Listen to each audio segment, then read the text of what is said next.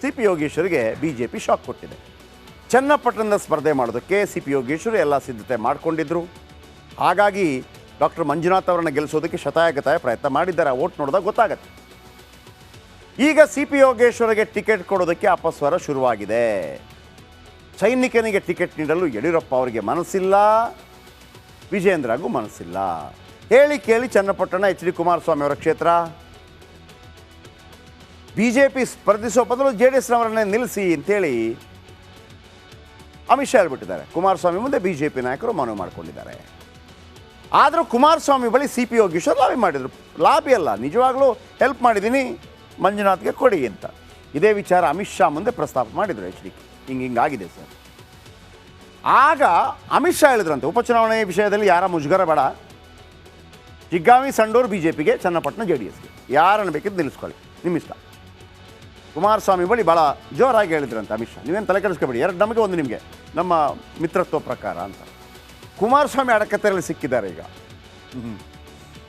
ಯಾಕಂದರೆ C P Yogeshwar ಕೊಟ್ಟಿಲ್ಲ ಅಂತಂದರೆ ಸಿ ಪಿ ಯೋಗೇಶ್ವರ್ ಆಟ ಆಡ್ತಾರೆ.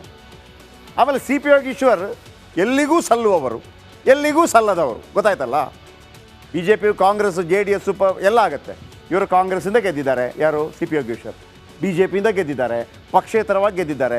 ಮುಲಾಯಂ ಸಿಂಗ್ ಯಾದವ್ ಪಾರ್ಟಿ ಗೊತ್ತಾ, ಸೈಕಲ್ ಪಾರ್ಟಿ, ಕೆಂಪು ಟೋಪಿ, ಅದರಿಂದಲೂ ಗೆದ್ದಿದ್ದಾರೆ, ಅಲ್ಲಿಂದಲೂ ಗೆದ್ದಿದ್ದಾರೆ. ಸೊ ಹಾಗಾಗಿ ಭಾಳ ಮಜಾ ಇದೆ. ಸಿ ಪಿ ಯೋಗೇಶ್ವರ್ಗೆ ಬಿ ಜೆ ಪಿ ಟಿಕೆಟ್ ಕೊಡ್ತಾ ಇಲ್ಲ. ಯಾಕಂದರೆ ಜೆ ಡಿ ಎಸ್ನಿಂದಲೇ ಸ್ಪರ್ಧೆ ಮಾಡ್ತಾರೆ. ಒಂದು ಚಾನ್ಸ್ ಇದೆ, ಜೆ ಡಿ ಎಸ್ಗೆ ಬಂದು ಜೆ ಡಿ ಎಸ್ಸಿಂದ ಸ್ಪರ್ಧೆ ಮಾಡ್ತಾರಾ, ಅದು ವರ್ಕೌಟ್ ಆಗೋಂಗೆ ಕಾಣ್ತಾ ಇಲ್ಲ. ಈಗ ವೆರಿ ಇಂಟ್ರೆಸ್ಟಿಂಗ್ ಸ್ಟೋರಿ ಕೊಡ್ತಾ ಇದ್ದೀನಿ, ಬೇರೆ ಎಲ್ಲೂ ಇಲ್ಲದಂಥ ಸ್ಟೋರಿ. ಮಂಡ್ಯ ಲೋಕಸಭಾ ಕ್ಷೇತ್ರದಿಂದ ಕುಮಾರಸ್ವಾಮಿ, ಹಾವೇರಿಯಿಂದ ಬಸವರಾಜ ಬೊಮ್ಮಾಯಿ ಮತ್ತು ಬಳ್ಳಾರಿಯಿಂದ ಕಾಂಗ್ರೆಸ್ನ ತುಕಾರಾಂ ಗೆದ್ದು ಸಂಸತ್ತಿಗೆ ಹೋಗಿದ್ದಾರೆ. ಆದ್ದರಿಂದ ಅವರು ಪ್ರತಿನಿಧಿಸ್ತಾ ಇದ್ದ ಚನ್ನಪಟ್ಟಣ, ಶಿಗ್ಗಾವಿ ಮತ್ತು ಸಂಡೂರು ವಿಧಾನಸಭಾ ಕ್ಷೇತ್ರಗಳಿಗೆ ಸದ್ಯದಲ್ಲೇ ಉಪಚುನಾವಣೆ ನಡೆಯಲಿದೆ. ಚನ್ನಪಟ್ಟಣ ಕ್ಷೇತ್ರದ ಅಭ್ಯರ್ಥಿಯಾಗಲು ಬಿ ಜೆ ಪಿಯ ಸಿ ಪಿ ಯೋಗೇಶ್ವರ್ ಲಾಬಿ ಮಾಡ್ತಾ ಇದ್ದಾರೆ. ಆದರೂ ಯೋಗೇಶ್ವರ್ ಬದಲು ಅಚ್ಚರಿ ಅಭ್ಯರ್ಥಿಗೆ ಮಣೆ ಹಾಕಲು ಅಮಿತ್ ಶಾ ನಿರ್ಧಾರ ಮಾಡಿದ್ದಾರೆ.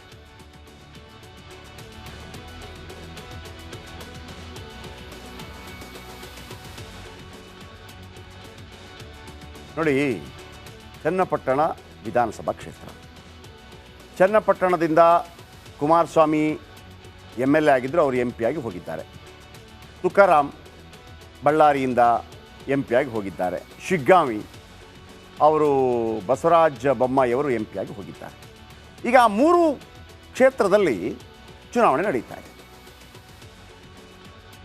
ಚನ್ನಪಟ್ಟಣದಲ್ಲಿ ಯಾರು ನಿಲ್ಲಬೇಕು? ಯಾಕೆಂದರೆ ಕುಮಾರಸ್ವಾಮಿ ಅವ್ರಿಗೂ ಹೆಲ್ಪ್ ಮಾಡಿದ್ದಾರೆ ಮತ್ತು ವಿಶೇಷವಾಗಿ ಮಂಜುನಾಥ್ ಅವರ ಪರವಾಗಿ ಕೆಲಸ ಮಾಡಿದ್ದಾರೆ ಸಿ ಪಿ ಯೋಗೇಶ್ವರ್. ಆದರೆ ಆ ಕ್ಷೇತ್ರ ಜೆ ಡಿ ಎಸ್ನ ಕ್ಷೇತ್ರ, ಕುಮಾರಸ್ವಾಮಿ ಅವರ ಕ್ಷೇತ್ರ. ಈಗ ಅಲ್ಲಿಗೆ ಜೆ ಡಿ ಎಸ್ ಕೊಡಬೇಕೋ ಬಿ ಜೆ ಪಿ ಕೊಡಬೇಕೋ? ನಿಜವಾಗಿ ಜೆ ಡಿ ಎಸ್ ಕೊಡಬೇಕು. ಆದರೆ ಸಿ ಪಿ ಯೋಗೇಶ್ವರ್ ಏನು ಹೇಳಿದರು, ನಾನು ಇಷ್ಟೆಲ್ಲ ಹೆಲ್ಪ್ ಮಾಡಿದ್ದೀನಿ ನಿಮಗೆ, ನನಗೆ ಕೊಡಿ.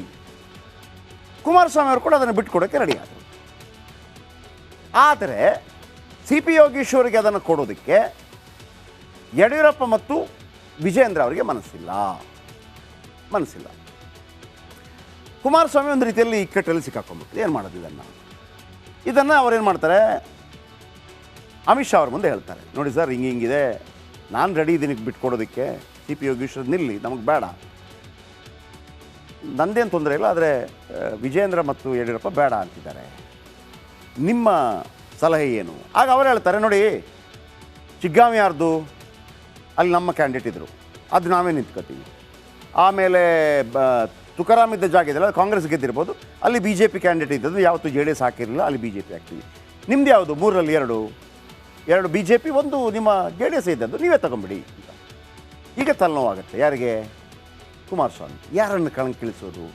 ಕಣಕ್ಕಿಳಿಸಿದ್ರೆ ಸಿ ಪಿ ಯೋಗೇಶ್ವರ್ ಬೇಸರ ಆಗಲ್ವಾ? ಬನ್ನಿ ಹೇಳ್ತೀನಿ. ಕಾಂಗ್ರೆಸ್ ಅಭ್ಯರ್ಥಿಯಾಗಿ ಡಿ ಕೆ ಸುರೇಶ್ ಚನ್ನಪಟ್ಟಣದಿಂದ ಸ್ಪರ್ಧೆ ಮಾಡೋದು ಗ್ಯಾರಂಟಿ. ಅವರಲ್ಲದಿದ್ದರೆ ಡಿ ಕೆ ಶಿವಕುಮಾರೇ ಸ್ಪರ್ಧೆ ಮಾಡ್ತಾರೆ.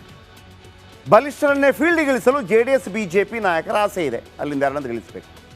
ಆದರೆ ಆ ಬಲಿಷ್ಠ ಅಭ್ಯರ್ಥಿ ಖಂಡಿತವಾಗ್ಲೂ ನಿಖಿಲ್ ಕುಮಾರಸ್ವಾಮಿ ಅಲ್ಲ. ಯಾಕೆ ಅಂತಂದರೆ ಗೆಲ್ಬೋದು, ಒಂದು ವೇಳೆ ಸೋತ್ರೆ ಮುಗೀತು, ಖತಮ್, ನಾಟಕ ಬಂದ್. ಯಾಕೆ? ಮಂಡ್ಯ ಲೋಕಸಭಾ ಕ್ಷೇತ್ರದಲ್ಲಿ ಅಭ್ಯರ್ಥಿಯಾಗಿದ್ದರು, ಸೋತರು. ರಾಮನಗರ ಕ್ಷೇತ್ರದಲ್ಲಿ ಅಭ್ಯರ್ಥಿಯಾಗಿದ್ದರು, ಸೋತರು. ಮೂರನೇ ಬಾರಿ ಸೋತಾಗ ಆ ಟೀಕೆ ಟಿಪ್ಪಣಿ ಇದೆಯಲ್ಲ, ಅದು ಸಣ್ಣದಲ್ಲ. ಅದು ಕೂಡ ಸಣ್ಣ ವಯಸ್ಸಿನ ನಿಖಿಲ್ ಕುಮಾರಸ್ವಾಮಿ ಪಾಪ ತಡ್ಕೊಂಡಿದ್ದಾರೆ ಇಲ್ಲಿ ತನಕ 3 ಬಾರಿ ಸೋತ್ರೆ ಕಾಮಿಡಿ ಆಗಿಬಿಡ್ತಾರೆ. ಈ ಐರನ್ ಲೆಗ್ ಅಂತ ಕರೀತಾರಲ್ಲ, ಹಂಗೆ ಆಗ್ಬಿಟ್ರೆ ಕಷ್ಟ. ಸೊ ಹಾಗಾಗಿ JDS ವಲಯನೇ ರೆಡಿ ಇಲ್ಲ, ಅಥವಾ ಕುಮಾರಸ್ವಾಮಿನೇ ರೆಡಿ ಇಲ್ಲ ಕಣಕ್ಕಿಳಿಸೋಕೆ. ಮತ್ತೊಂದು ಕಡೆ ಜ್ಯೋತಿಷಿ ಪ್ರಕಾರ ನಿಖಿಲ್ಗೆ 2027ರವರೆಗೆ ಗುರುಬಲವಿಲ್ವಂತೆ. ಜ್ಯೋತಿಷಿ ನಂಬ್ತೀವೋ ಬಿಡ್ತೀವೋ ಬೇರೆ ವಿಚಾರ, ಆದರೆ ದೇವೇಗೌಡರ ಕುಟುಂಬ ಅಂತೂ ನಂಬತ್ತೆ, ಬಹುತೇಕರು ನಂಬ್ತಾರೆ. ಇನ್ನು 2023 ಅಸೆಂಬ್ಲಿ ಎಲೆಕ್ಷನ್ನಲ್ಲಿ ಹೇಳಿದ್ರಂತೆ ಆ ಜ್ಯೋತಿಷಿ ನಿಲ್ಲಿಸಬೇಡಿ ಅಂತೇಳಿ, ನಿಖಿಲ್ ಸ್ಪರ್ಧಿಸರೆ ಸೋಲಾಗತ್ತೆ ಅಂತ ಹೇಳಿದ್ರಂತೆ. ಹಾಗೆ ಆಯ್ತಂತೆ. ಹಾಗಿದ್ರೆ ಈ ಸಲ ಚನ್ನಪಟ್ಟಣದ ನಿಖಿಲ್ ಕಣಕ್ಕಿಳಿಯೋದಿಲ್ಲ. ಹಾಗಿದ್ರೆ ಯಾರು?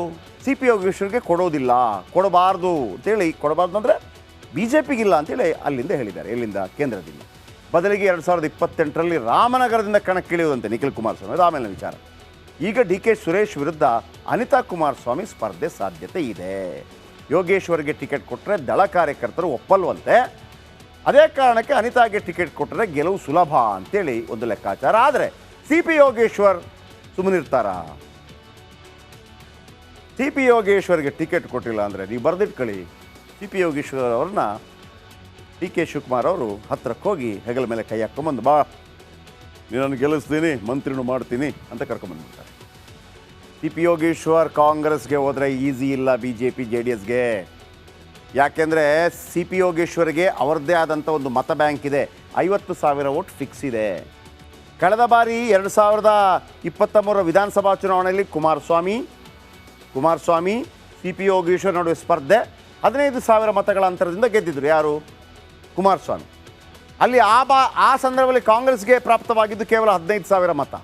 ಆದರೆ ಮೊನ್ನೆ ಲೋಕಸಭಾ ಚುನಾವಣೆ ನಡೀತಲ್ಲ, ಆಗ ಕಾಂಗ್ರೆಸ್ ಸೋತಿರ್ಬೋದು, DK ಸುರೇಶ್ ಸೋತಿರ್ಬೋದು. ಆದರೆ ಅಲ್ಲಿ ಮತ ಎಷ್ಟು ಜಾಸ್ತಿ ಆಗಿದೆ ಗೊತ್ತಾ? 80,000 ಮತಗಳು ಬಂದಿದೆ ಕಾಂಗ್ರೆಸ್ಗೆ.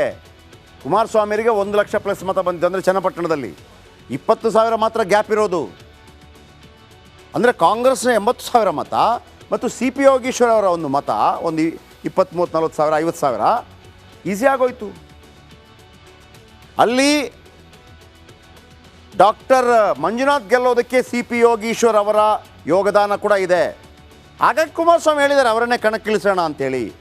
ಆದರೆ ಮೇಲ್ಗಡೆ ಸಾಹೇಬರು ಅಮಿತ್ ಶಾ ಒಪ್ತಾ ಇಲ್ಲ. ಇನ್ನು ಮೂಡಾ ಪ್ರಕರಣ ದೊಡ್ಡ ಮಟ್ಟದಲ್ಲಿ ಸದ್ದು ಮಾಡ್ತಾ ಇದೆ. CM ಸಿದ್ದರಾಮಯ್ಯನವರೇ ವಿವಾದದ ಬಗ್ಗೆ ತಲೆ ಕೆಡಿಸಿಕೊಂಡಿದ್ದಾರೆ. ಇದರ ಮಧ್ಯೆ ಮೂಡಾ ಪ್ರಕರಣ BJPಯಲ್ಲಿ ಜಗಳವನ್ನು ತಂದಿಟ್ಟಿದೆ. ಕಾಂಗ್ರೆಸ್ಸಲ್ಲಿ ಮಾತ್ರವಲ್ಲ, BJPಯಲ್ಲೂ ಕೂಡ ಜಗಳವನ್ನು ತಂದಿಟ್ಟಿದೆ. ಇದರ ಬಗ್ಗೆ ಒಂದು ರಿಪೋರ್ಟ್ ನೋಡೋಣ.